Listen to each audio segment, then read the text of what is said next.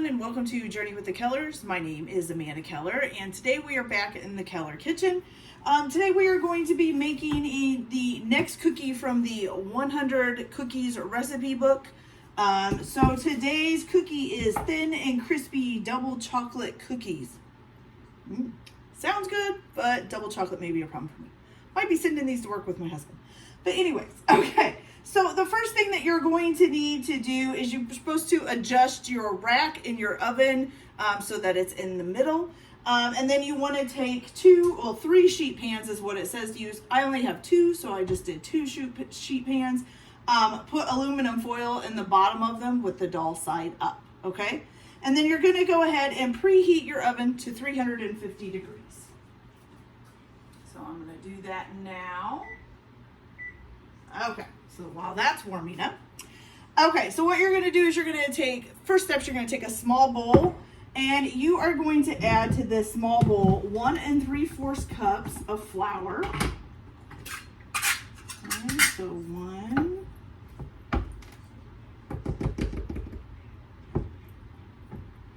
3/4.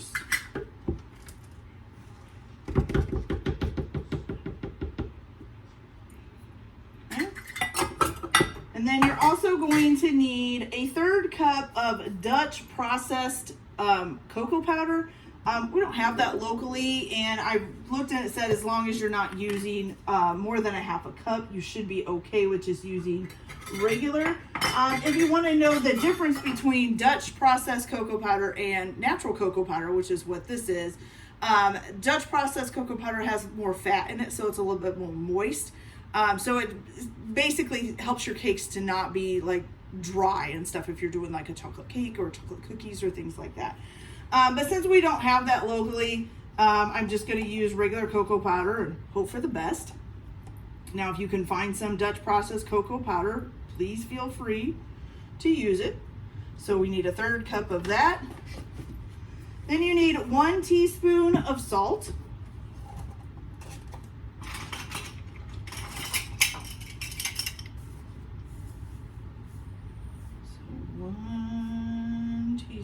Here, good, salt. And then last but not least, you need 1 teaspoon of baking soda.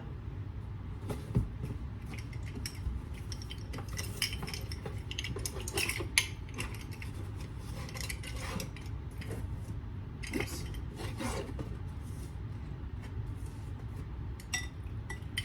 1 teaspoon of baking soda. All right, now you're just gonna whisk this all together in the bowl here.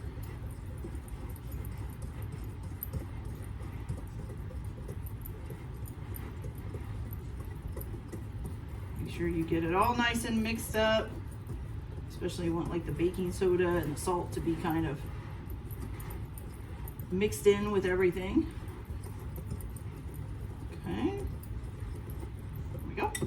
And you get a nice brownish chocolatey looking powder. Okay, you can actually look, oh look, see, all that stuff on the bottom isn't mixed, so we need to keep mixing here. Trying to get that mixed in.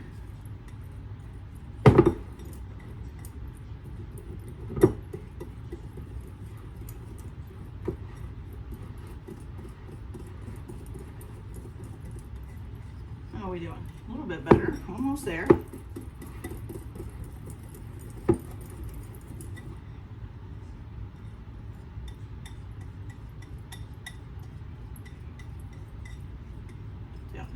There we go. Okay, better. Okay, so once you have that done, now you're going to need a stand mixer with a paddle attachment on it, which is what this has on it. If you don't have a stand mixer, you could probably use an electric mixer. I'm not sure. You can maybe even use your hands if you can really smash up butter really well with them. But it does ask you to use a stand mixer for the next part, okay? So what you're going to do is you're going to beat the butter on medium speed until creamy. You need 1 cup, which is 2 sticks, of unsalted butter. It's supposed to be at room temperature, so you'll need to make sure that you pull these out ahead of time. If you forgot to pull them out, you can always maybe do like a 10-15 seconds in the microwave just to soften them up a bit. Okay, so we're gonna go ahead and put that in there, and we're gonna turn this on to a medium speed until we get a nice creamy mixture, and then I will be right back as soon as that's done. All right, you guys, so once you got your butter nice and creamy, it says it should take about a minute of it beating for it to become nice and creamy. What you're going to do is, I'm gonna move this flour out of the way, you're gonna add your sugar, which you're going to need 1.5 cups, or is it 1.5? Yes, 1.5 cups of granulated sugar. Okay, so here is the 1/2 cup. Ooh, I threw it everywhere. Okay, so 1/2 cup there, and then the 1 cup. Okay, 1 cup. Then you're also going to need 1/4 cup of brown sugar. That's 1/3. Oh, my 1/4 cup is missing. Oh, where'd it go? Oh, it's right in front of me. Hello. And usually most of the time, it doesn't say on here, but most of the time you're gonna pat your brown sugar down. Okay, and then to this, you're also going to, so you just do that first, and you're gonna go ahead and beat this on a medium speed again until it's light and fluffy. It says it should take about 2 to 3 minutes, and make sure that you do scrape down the side of your bowl. Maybe stop about halfway through and scrape it all down and make sure it gets all nice and mixed in there. So I'll be back as soon as we get this mixed up. All right, you guys, so once you've got that all mixed up and it's nice and fluffy, make sure you scrape your bowl down again. You're gonna go ahead and add to this 2 large eggs. So 1 and 2. Okay, and then you're also gonna add to this 3 tablespoons of water. So we got 1, 2, and 3. Good. All right, and then also 1 tablespoon of pure vanilla extract. So just 1 tablespoon of this. There we go. All right, you're gonna go ahead and mix this again on a low speed this time until it's combined, okay? So we're just gonna mix this real quick. Get it all mixed in there. Okay, so then once you get that all combined, you're gonna add in your flour mixture. Let's see how we're doing here. It's getting there, it's getting there. All right, so now I'm just gonna slowly add in my flour mixture so that we don't make a huge mess. I'll just leave it on a low speed for now. And then, you know, of course, always remember you're probably going to need to scrape down the sides of your bowl on your mixer. Just keep slowly adding that in. As you can see, it's still dusting even with me only adding a little bit of time, which is why you want to do this on a slow speed. Because if you did it on a fast speed, you'd have flour stuff going everywhere. Okay? Last little bit in there. There we go. Perfect. All right, so once you have added the flour mixture, you're going to leave it on low speed until it's combined, okay? So we're just going to let that mix. Now, while that's mixed in, you're going to go ahead and also, so you can use either 4 ounces of semi-sweet or bittersweet chocolate and finely chop it up, or you can just use 3/4 of a cup of mini semi-sweet chocolate chips, which is what I'm doing. So we're just going to pour this into a measuring cup. Make sure we get 3/4 of a cup. Let's check and see how well this is mixing up. Oh, it's doing pretty good. All right, let's give it a good scrape down here, so we can make sure everything's getting nice and mixed in. Okay.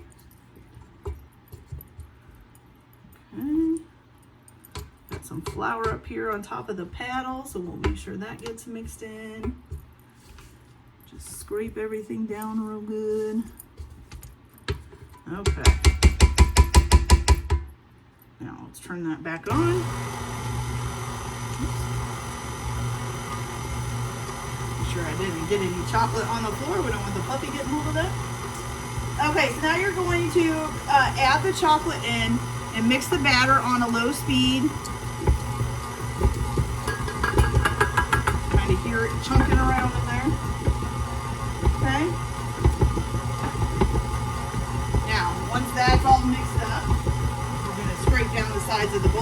just to make sure, because we don't want it not to get stuff on the sides of the bowl as well.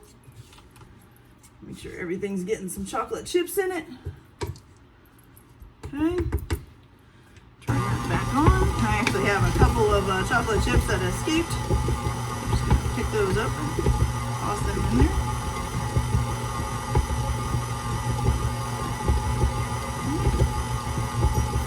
All right. So, now that you got that all combined up, I'm going to turn this off. And you're going to go ahead and, of course, scrape your paddle off here. Get everything back down in there. Okay.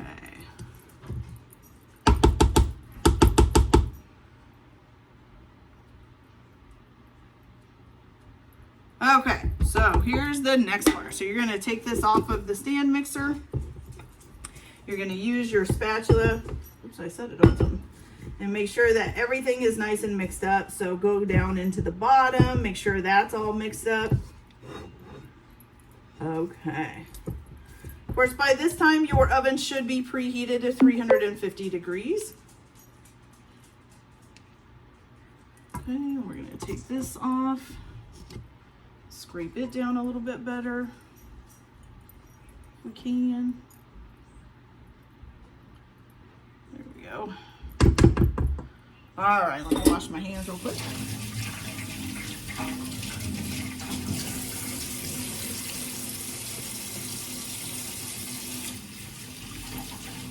Okay, so now the next part is going to be putting them on the pans here. So these actually make pretty good sized cookies, and they do spread out a lot. So you're only going to put about 6 of them on a pan, okay?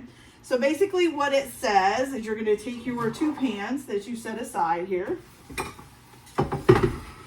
And you're going to basically form the dough into like 1 ounce balls, which it says is about 1.5 tablespoons. This is going to be a sticky business, y'all. This is going to be a sticky business. All right, so I think I'm actually going to use my tablespoon just to make sure. I don't want to make them too big. So there's a tablespoon, and then about 1/2 tablespoon, okay? A bit too much there. And so you're gonna form these into balls. And like I said, you're only going to put about 6 on a tray. It does say that they're going to spread out fairly well. So you're just gonna put 6 little balls on each tray, okay? Once you get that, your trays filled up, if you have 3 trays, then you can bake all 3 at the same time. Like I said, I only have 2. And so you're going to bake these, let's see, what's it say? It does say to bake 1 pan at a time, rotating them halfway through for 15 to 17 minutes, okay? Once you've got them baked, you're going to go ahead and transfer the pan with the cookies on it to a wire rack and let it cool for about 10 minutes. And then you can remove them from the pan. It says they will crisp up as they finish cooling. And then you're going to move the cookies to a wire rack to finish cooling, and they will crisp up as they finish cooling. And then you can store these in an airtight container at room temperature for up to 3 days, okay? So I'm going to go ahead and get the rest of these out on the pans and get them baked up, and then we will be back when they're ready to try them. So we'll be back in a little bit. Okay, you guys, so our cookies are nice and done, and they did really spread out pretty good, and they got real nice and thin and crispy. Looks delicious though. Nice and chocolatey. Now my whole thing is that it seems like the older I get, the less chocolate I can handle. So like things that used to be my favorite, like candy bars and things like that, just kind of, if I eat it all at once, kind of make me sick. So I have to like eat it in measurements. So we'll see if this is too much chocolate. I can usually tell by a first taste. But if I was younger, I'd probably eat this entire batch of cookies by myself. No, I'm kidding. All right, so let's give this a try.